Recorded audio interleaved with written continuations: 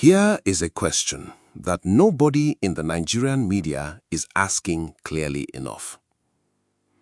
The Senate is currently investigating allegations that over 210 trillion naira cannot be properly accounted for in NNPCL's records between 2017 and 2023. $120 billion, more than the entire GDP of Ethiopia, sitting unaccounted for in the books of Nigeria's state oil company. And when a senator stood up on the floor of that institution and said, loud enough for the whole country to hear, that the men responsible are criminals and thieves, what happened next? The Senate shut him down, publicly, unanimously. And the man presiding over that shutdown was the same Senate president who, before he ever sat in that chair, had himself been arrested, questioned, and investigated by the EFCC not once, but across multiple allegations spanning his time as governor, as minister, and as senator-elect. The man calling for order was Godswill Akpabio. So here is the question this video will answer.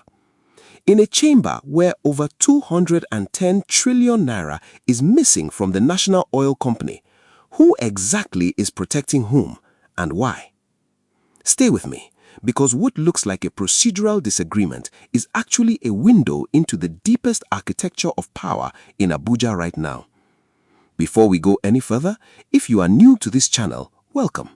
Naija Inside Desk exists for one reason, to give you the kind of analysis that goes beyond the headlines and the noise. Subscribe now, because this conversation is about to get deeper. To understand what happened in the Senate in the second week of June 2026, you need three separate threads, and you need to see how they converged on the same man at the same time. Thread 1. The 210 trillion naira probe. The Senate Committee on Public Accounts, chaired by Senator Ibrahim Dankwambo, has been investigating audit reports covering 2017 to 2023. Reports that raise questions about financial irregularities in NNPCL's accounts involving figures in excess of 210 trillion naira. These are not opposition allegations. These are not civil society petitions. The concerns originated from auditors engaged by the company itself. The Senate did not manufacture this investigation. The oil company's own financial records flagged it.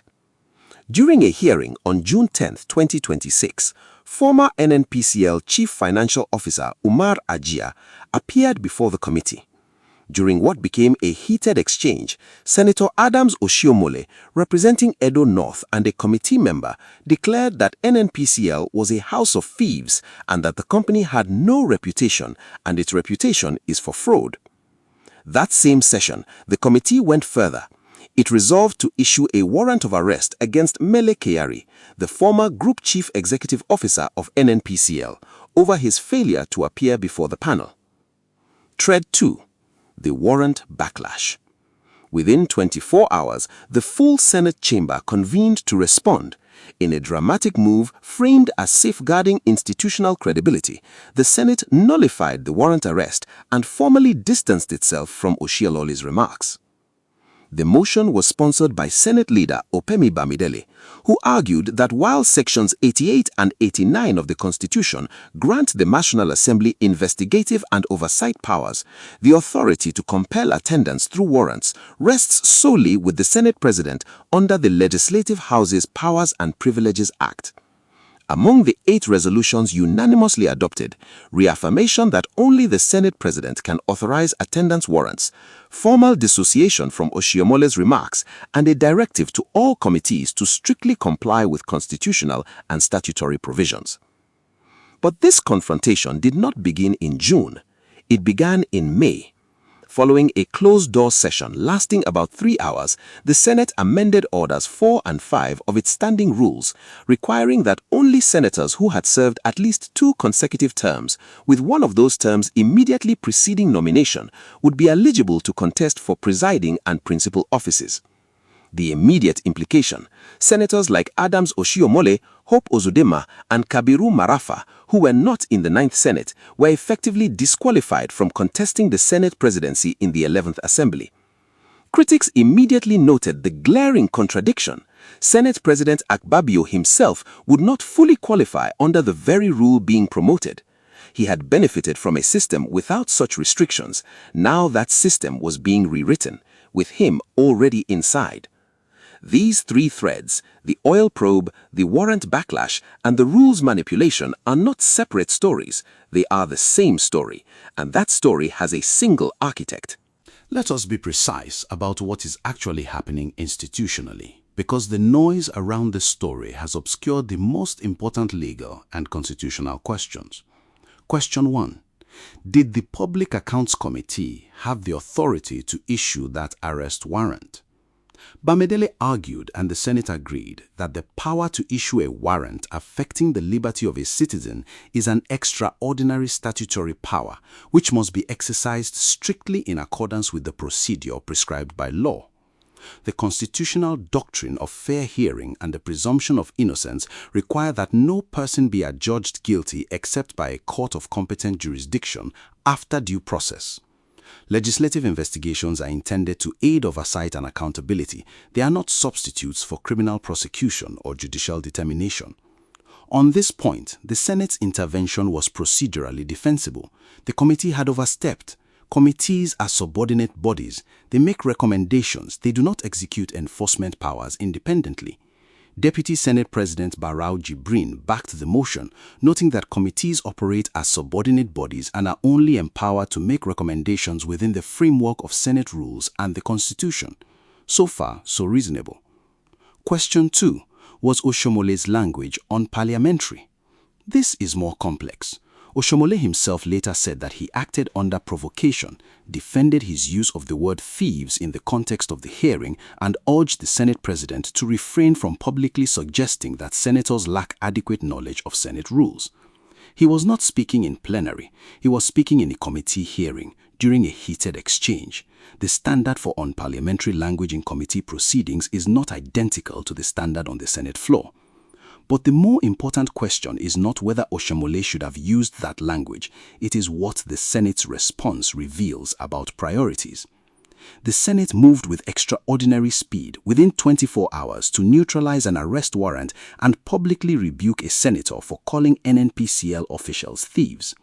By contrast, SERAP had already warned in March 2026 that despite repeated invitations and ultimatums issued by the committee, NNPCL and several of the officials identified in the audit queries have reportedly failed to appear before the panel or provide comprehensive explanations.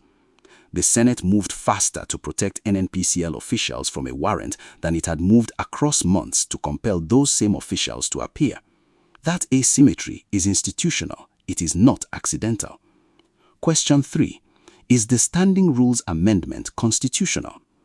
The amended Orders 4 and 5 now require that eligibility for presiding and principal offices be limited to senators who have served at least 2 consecutive terms immediately preceding nomination. The Senate argues this enforces parliamentary tradition and ranking. Critics argue it's retroactive disqualification designed to eliminate specific competitors before the 11th Assembly convenes. Here is the constitutional problem. The Nigerian Constitution under Section 50 provides that the Senate shall elect a president and deputy president from among its members. The Constitution sets no consecutive service requirement. Senate rules are subordinate legislation. They cannot impose eligibility conditions that the Constitution does not require for constitutionally defined offices. If Oshiomhole or any affected senator pursues this in court, they have a credible argument. The Federal High Court has consistently held that procedural rules cannot be used to circumvent constitutional provisions. The irony, as commentators noted, is that Akpabio himself benefited from an existing system that did not impose the restrictive conditions now being proposed. This is precisely why critics viewed the amendment as an attempt to pull up the ladder after climbing it. Now, there is one more piece to this institutional puzzle that we have not yet addressed. Who employed whose daughter in NNPCL, and what does that have to do with why a Senate president is moving so fast to protect a company under corruption investigation? We will get there. But first, the political strategy. This is where the picture becomes fully clear. the 2027 Senate presidency calculus. Understand this first. Akpabio wants to remain Senate president after the 2027 elections. That ambition is not speculation. It is the operating assumption of every political actor in the National Assembly, and it explains every institutional move he has made over the past several months. Oshiomhole himself stated publicly, "Everybody in the Senate knows that Senator Akpabio had his way. He would lock me out of the Senate because he has misled himself into thinking that I am probably the devil he knows. There are many angels he doesn't know." Oshiomhole alleged that there are ongoing plans to demarket him ahead of the next Senate presidency election and that Akpabio becomes uneasy when he interacts with certain senators. The Standing Rules Amendment is not about parliamentary tradition. It is about eliminating the field.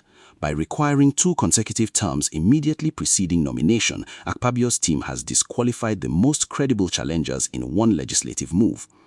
Oshiomhole predicted, "The 11th Senate will not be like the 10th. It can't be. Senators are grumbling about his style of leadership, but we try to manage." The NNPCL connection. Now we come to the allegation that reframes everything.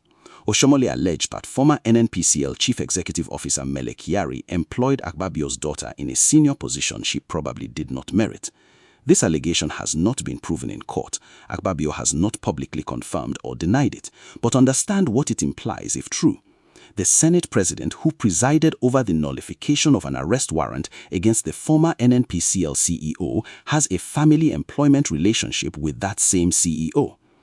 If that relationship exists, then Akpabio's intervention in the NNPCL probe, calling for restraint, voiding the warrant, publicly rebuking the senator who called NNPCL officials thieves, is not a neutral act of institutional management. It is a conflict of interest wearing the costume of due process.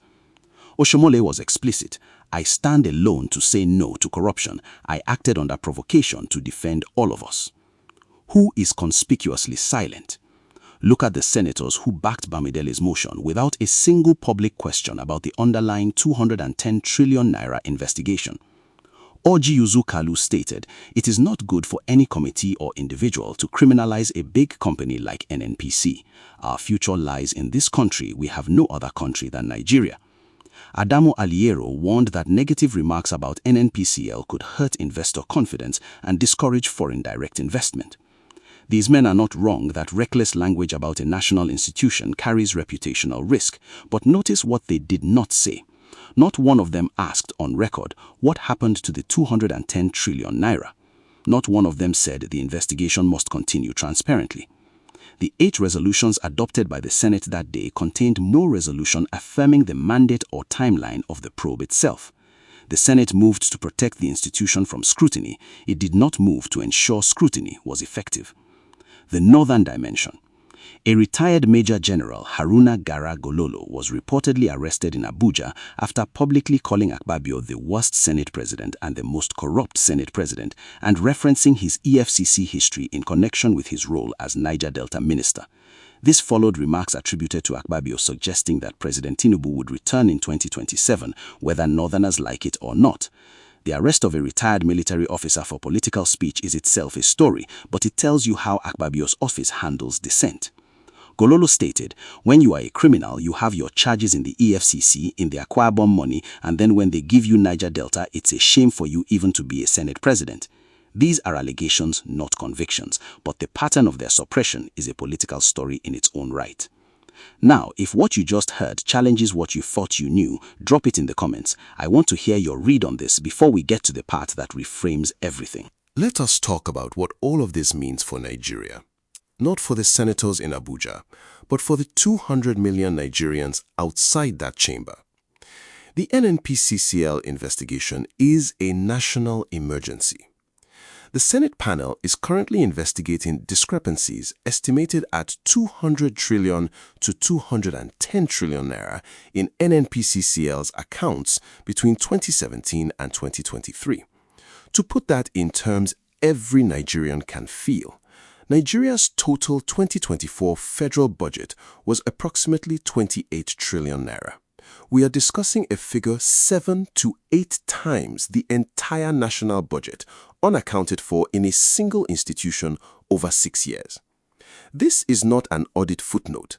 This is the single largest accountability question in Nigeria's post-independence economic history.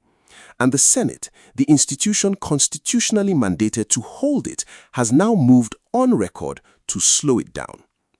SERAP had already warned that repeated delays and poor attendance by officials summoned to the committee could exacerbate public skepticism and that continued delays in the investigation could undermine trust and increase the risk of evidence being lost or distorted. That warning was issued in March. It is now June. The trajectory has not improved. The investment climate implications.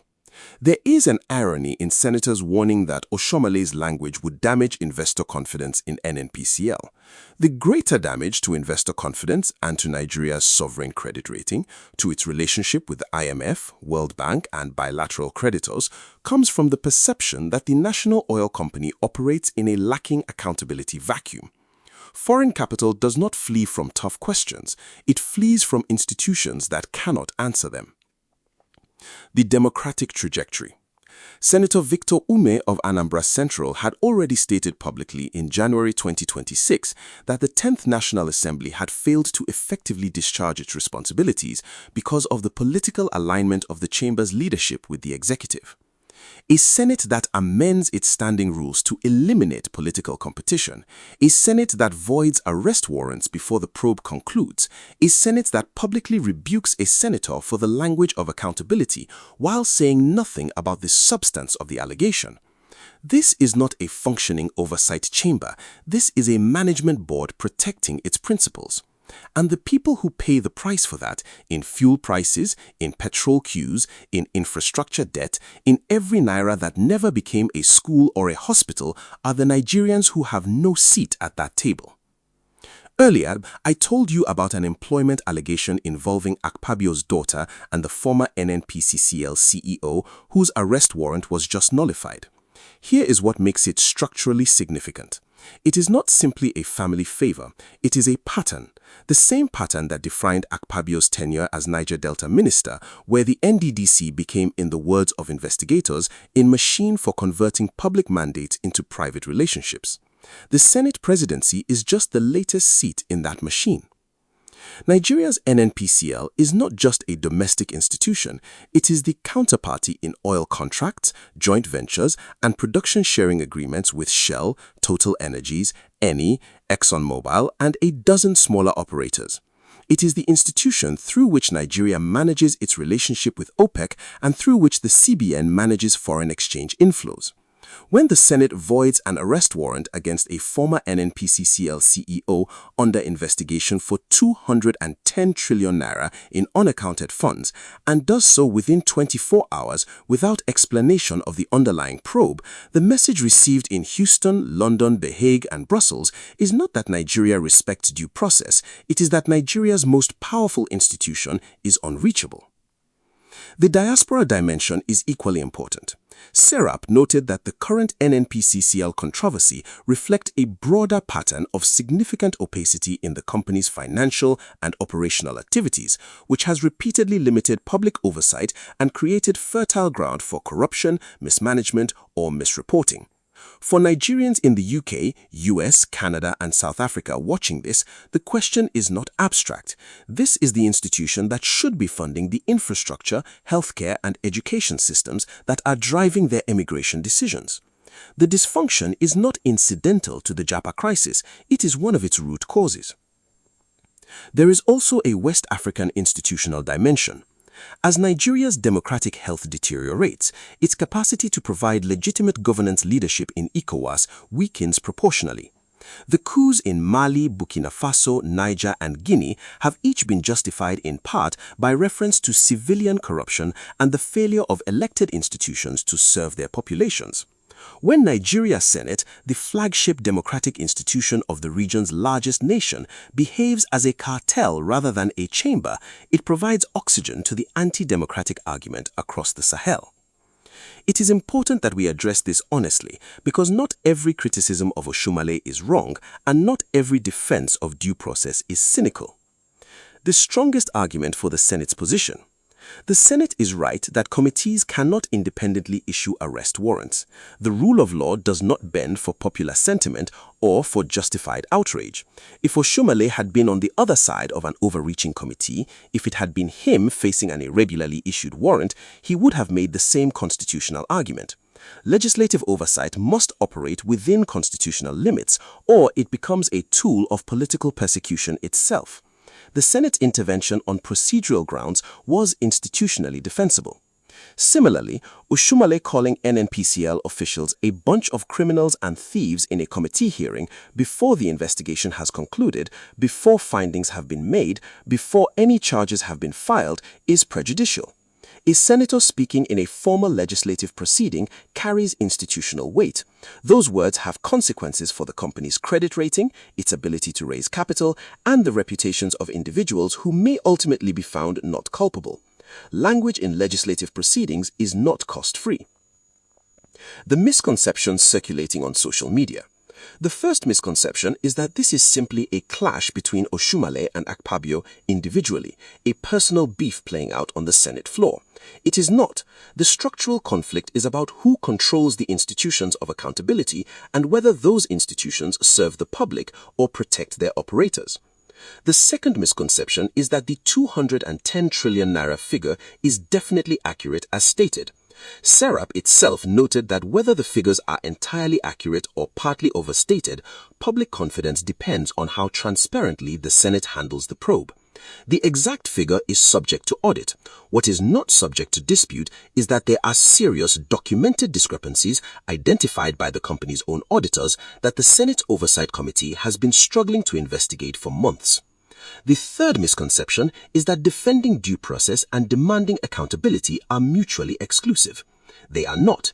The Senate could have voided the irregular warrant and simultaneously affirmed the committee's mandate with a clear timeline. It did not do that. The 8 resolutions adopted contained nothing that strengthened the investigation. That choice, what was included and what was excluded, is the story. Here's what I want you to hold on to for the final section. This story is not actually about whether Oshiomhole is right or wrong. It is about something much larger, a 210 trillion naira accountability crisis, a Senate presidency being protected from political competition through rules manipulation, and a Senate president with unresolved corruption allegations from 3 separate phases of his career, who is now the chief arbiter of accountability for Nigeria's national oil company. That is the architecture, and that architecture has a 2027 election deadline attached to it. The 3 most likely next moves. First, the NNPCL probe will continue, but under significantly constrained conditions. With the Senate having publicly affirmed that only the Senate President can authorize warrants, future enforcement against non-appearing officials now requires Akpabio's personal sign-off. That is not a neutral procedural reality. It is gatekeeping of the investigation's enforcement mechanism. Second, Oshiomhole will escalate, not retreat. He has already stated that the 11th Senate will not be the 10th, that senators are grumbling about Akpabio's leadership style, and that he predicts a different power configuration after 2027. He is positioning himself as the candidate of internal Senate reform, the man who stood alone when the chamber closed ranks. Whether that message lands with voters in Edo North and with would-be Senate President allies is the political question of the next 12 months. Third, the constitutionality of the Standing Rules Amendment will be tested in court. The affected senators, Oshiomhole, Uzindima, Marafa, have a viable legal argument. If a federal high court strikes down the amendment, it reopens the Senate presidency race entirely. If it stands, Akpabio has engineered one of the most consequential parliamentary power consolidation moves in Nigeria's Fourth Republic. What signals should viewers watch for? Watch whether the Public Accounts Committee is dissolved, reconstituted, or quietly defunded. Watch whether Mele Kyari returns to Nigeria and voluntarily appears before the committee, or whether his absence is quietly accommodated. Watch whether civil society groups like SERAP file the legal action they threatened. And watch whether any ACP senator with national ambitions begins publicly distancing from Akpabio's Senate leadership, because that, more than anything, would signal that the internal coalition is fracturing. The 12-month and 3-year impact. In 12 months, by mid-2027 as elections approach, if the NNPCL probe has produced no findings, no prosecutions, no named officials, and no public report, the accountability crisis will have been successfully managed into silence. That outcome benefits the current power structure enormously. In 3 years, by 2029, if Akpabio succeeds in securing the Senate presidency for a second term, the precedent set by the Standing Rules Amendment will have transformed the Senate into an institution where leadership is heritable rather than competitive. The consequences of that transformation for Nigerian democracy extend far beyond any single senator or any single investigation. Let us return to where we began. The question was, in a chamber where over 210 trillion naira is missing from the national oil company, who exactly is protecting whom? The answer, based on the evidence we have examined, is this: the Senate's rapid, unanimous intervention to void an arrest warrant and rebuke the senator who used accountability language without a single corresponding resolution to strengthen, accelerate, or enforce the underlying investigation suggests that the Chamber's institutional reflex under Akpabio's presidency is protective rather than inquisitorial. That is not the same as saying Akpabio is guilty of the historical allegations against him. Those remain unproven in court. It is not the same as saying Oshiomhole is a hero of accountability. The man has his own credibility questions, his own political calculation in this fight, and his own checkered record. What it is saying is this: Nigeria has an institution constitutionally tasked with holding the executive branch accountable. That institution is currently led by a man whose personal history with EFCC investigations, whose alleged personal relationships with the individuals under probe, and whose demonstrated willingness to use procedural power to eliminate political competition, all raise legitimate, documented, serious questions about whether the 11th Senate is functioning as a chamber of oversight or a chamber of cover. The citizens watching from Lagos, from Kano, from Port Harcourt, from London and Toronto and Johannesburg, they are the ones who will pay for the answer to that question, either in dividends from a transparent, accountable national oil company or in the continued silence of institutions that were built to speak for them and have chosen not to. That's the framework. Push back on it, extend it, correct what I have gotten wrong. That's how this conversation gets sharper. If this analysis gave you clarity, not agreement, clarity, share it with one person who needs to understand what is actually happening. Like, subscribe, and I'll see you in the next one.